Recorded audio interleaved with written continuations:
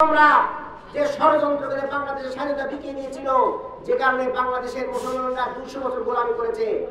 আজকে তারা একই কায়দায় ওই ইন্ডিয়ার সাথে চক্রান্ত করে বাংলাদেশের এই ঘসিটি বেগম বাংলাদেশের স্বাধীনতাকে বিকিয়ে দেওয়ার জন্য 10টি চুক্তি কয়েকদিন আগে করেছে। তারা আমাদের দেশের প্রতিরক্ষা চুক্তির সাথে সমঝোতা করেছে, সেনাবাহিনীকে ধ্বংস করে দেওয়া হচ্ছে।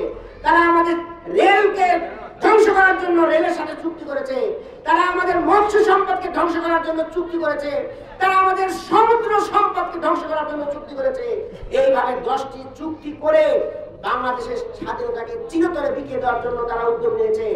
আজকের এই দানবদেরকে সরাইতে হলে আমাদের সবাইকে ঐক্যবদ্ধ হতে হবে। ঐক্যবদ্ধ আন্দোলন ছাড়া বিকল্প নেই। আমাদের রক্ত দিতে হবে, ত্যাগ করতে হবে। যে কোনো ধরনের ত্যাগের বিনিময় না হলে এই দানব সরবে না। প্রিয় ভাইরা, যারা এদের বিরুদ্ধে কথা বলবে তারা তলে তলে তাদের সবাইকে সরিয়ে দিচ্ছেন। আপনারা জানেন এই ধরনের বিপদে আপদে তারা এসে হাজির হয়। জামাতের নেতৃবৃন্দ, আজকে আমাদের ডাক্তার শফিকুর রহমান এখানে আসেন। আমরা গতদিনে দেখেছি আসছেন কে মওলানা মতিউর রহমান নিজামী, আলী হাসান মুজাহিদ। আজকে তাদেরকে কি করা হলো? ফাঁসি দেওয়া হলো, যেন এই সরকারের বিরুদ্ধে কথা বলতে না পারে।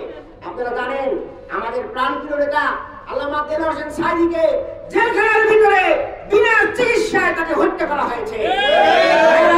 বাংলার মানুষ, বাংলাদেশের মুসলমানরা যাদের ঈমান আছে তারা এই সকল হত্যাকাণ্ডকে কখনো স্বীকার করে নেবে না এবং এর বিরুদ্ধে আন্দোলন করে তুলবে এবং এই দানবদেরকে, এই ইন্ডিয়ার দালালদেরকে এই মসনদ থেকে বিদায় করবে ইনশাআল্লাহ।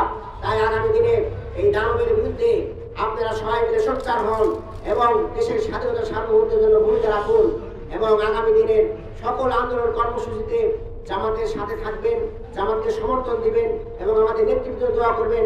আমরা যেন আরো বেশি কাজ করতে পারি, মানুষের পাশে দাঁড়াতে পারি, মানুষের সহযোগিতা করতে পারি, সেই উদাত্ত আহ্বান জানিয়ে আপনাদেরকে আবার কৃতজ্ঞতা জানিয়ে আমার কথা এখানে শেষ করছি। আল্লাহ হাফেজ। আসসালামু আলাইকুম।